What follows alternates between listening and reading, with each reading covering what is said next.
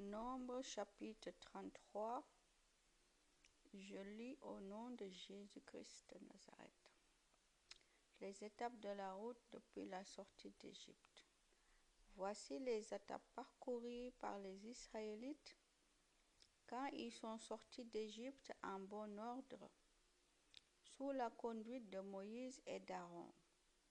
Moïse a noté les endroits où ils se sont arrêtés sur l'ordre du Seigneur et les endroits d'où ils sont repartis. Les voici. Le premier mois de l'année, le 15, le jour suivant la première Pâque, les Israélites quittent la ville de Ramsès. Ils partent librement sous les yeux des Égyptiens. Pendant ce temps, les Égyptiens enterrent leurs fils aînés qui sont tous morts. Le Seigneur les a frappés pour condamner les dieux d'Égypte. De Ramsès, les Israélites vont camper à Sukkot. De Sukkot, ils vont à Étam, au bord du désert. D'Étam, ils reviennent sur Pi-Hahiroth, qui se trouve en face de Baal-Séphon, et ils campent en dessous de Migdol. Depuis Pi-Hahiroth, ils traversent la mer des roseaux et ils vont dans le désert. Après 3 jours de marche dans le désert d'Étam, ils campent à Mara. De Mara, ils vont à Élim. Là, ils trouvent 12 sources et 70 palmiers. Ils campent à cet endroit. D'Élim, ils vont camper près de la mer des roseaux. De la mer des roseaux, ils vont dans le désert de Sin. Du désert de Sin, ils vont à Dofka. De Dofka, ils vont à Alouche. Et d'Alouche, ils vont à Rephidim. Là, le peuple n'a pas d'eau à boire. De Rephidim, ils vont dans le désert de Sinaï. Du désert, ils vont à Kibroth-Tava. De Kibroth-Tava, ils vont à Haséroth. De Haséroth à Rithma. De Rithma à Rimon-Pérès. De Rimon-Pérès à Libna. De Libna à Rissa. De Rissa à Kehelata. Et de Kehelata au mont Shépher. Du mont Shépher, ils vont à Arada.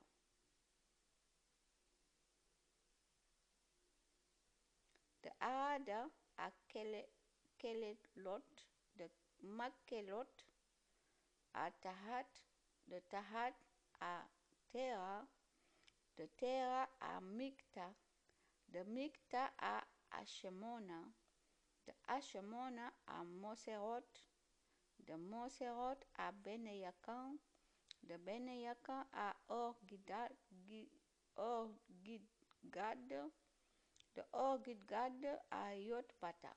De Yotbata, ils vont à Abrona, d'Abrona à Ession-Geber, et d'Ession-Geber, ils vont camper dans le désert de Sin à Kadès.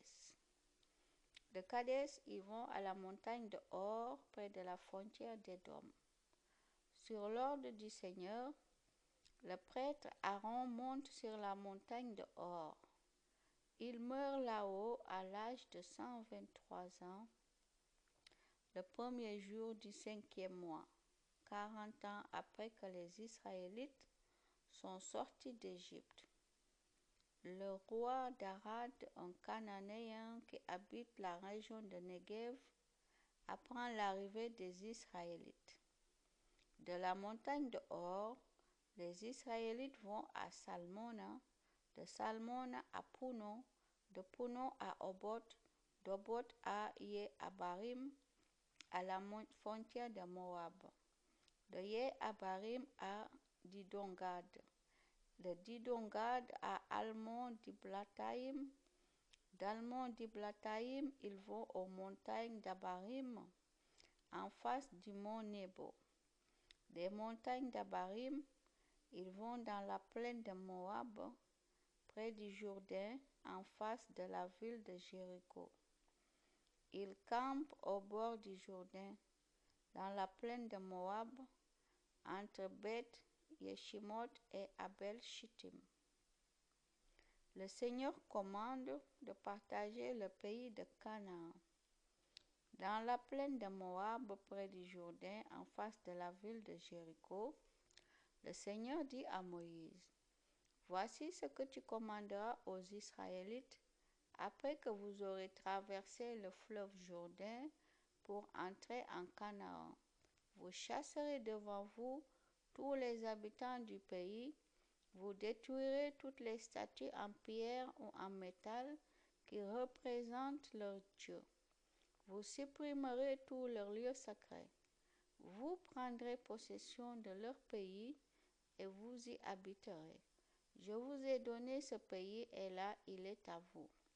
Vous tirerez au sort pour le partager entre vos tribus et vos clans.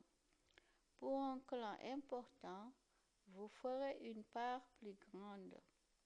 Pour un clan plus petit, vous ferez une part plus petite. Chaque clan acceptera la part que le sort lui a donnée. Si vous ne chassez pas devant vous tous les habitants du pays, ceux que vous laisserez vous feront souffrir comme des plantes piquantes dans vos yeux ou des épines sur votre dos. Ils vous attaqueront sur la terre où vous habiterez. Et je ferai contre vous ce que j'avais voulu faire contre eux. Amen.